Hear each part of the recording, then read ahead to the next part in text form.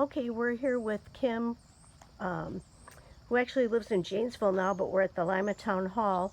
And Kim used to live out here, and I'm going to have her tell you of a friend's sighting of a werewolf out in this area in Lima Center.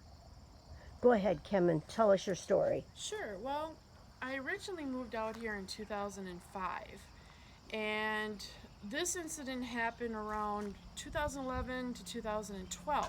It was Halloween, which, when you think something's weird happening, it just, probably somebody messing around. But my neighbor was at my house, and we were just chatting and getting things ready for the trick or treaters when her son, who was about 15, 16 years old, and he stands about almost 6 feet tall, come running into my house, tears rolling down his face, white as a ghost, saying he saw like a werewolf. And I said, no, no, no, dear, it's somebody messing around, kids, teenagers. And so I went outside with him, and he showed me where it went, and apparently it ran into my backyard. But when you go beyond my backyard, it's a cornfield. So we didn't see anything, but I didn't think anything of it until I heard Donna's story when she saw one out here around the same time frame, and it really got me thinking that, oh boy, he really did see something. And the house was just down the street here, right? Yeah, just And down we'll this go way. down there in a minute, and Sure. we'll check out the area. But I did get video of that area the other night when the moon was full, just in case a werewolf was out. Right. But uh, Kim lived down this way, and then the cemetery where we saw Weird Boy is down the other way. Excuse me. But so in this area, Bigfoot's been seen, and actually down there by the cemetery, also down this direction, a man bat was seen in 2017 by a lady who reported it to Phantoms and Monsters online. You can read the story. And what did you like living out in this area, or you were telling me that you felt weird out here? Every time, especially at night, I always felt like I was being watched, and I couldn't figure out why. Always had a creepy vibe. Even before I moved into this area, I would drive past the road and be like, and look down here, and I'm like, something's not right about this town.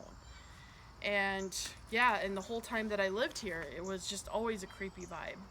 Yeah, I And I then always I thought ended up that too. hearing the stories about Lima Marsh Monster. I heard about stories of Dogman in the area, so I started to investigate it myself, research it myself more.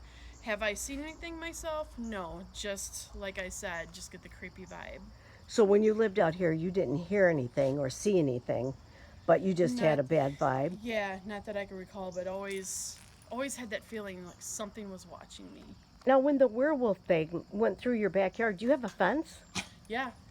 So basically, privacy fence on both sides, but in the very back, it's just a small, like, couple gates and then small fence through there. So it's easily anything can just jump over that and How keep tall do you going. think that fence was?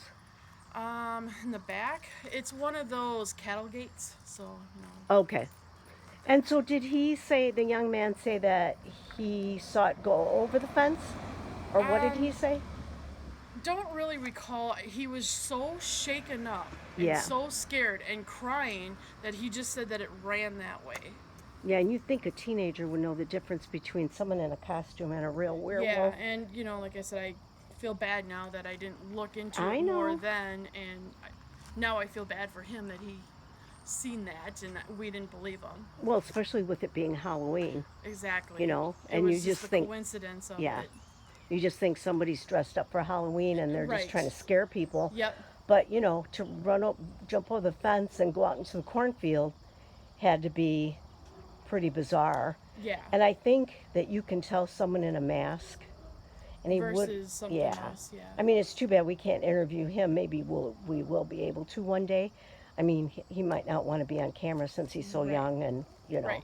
probably doesn't want to be seen as being Well, now crazy. he's since that now he's in his 20s, but it doesn't sound like he wants to talk about it. So what year was that? Did you say? It was between 2011 and 2012. Okay. So, and then we saw Weir Boy out here in 2012.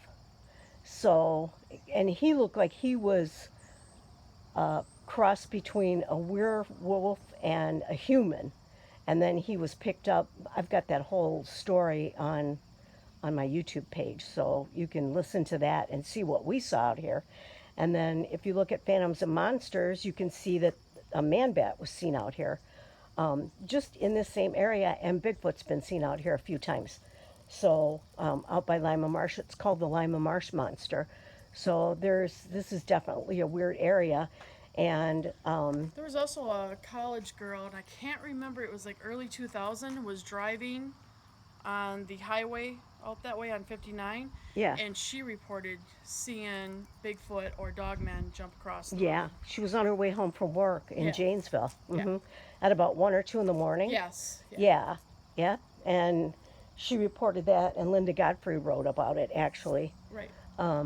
But that's why we started looking out in this area for weird stuff, Yep. and I'm sure that's why you started too. Yeah, the first story was actually the incident on McCord Road where the couple that owned the restaurant spotted seeing it. Yeah.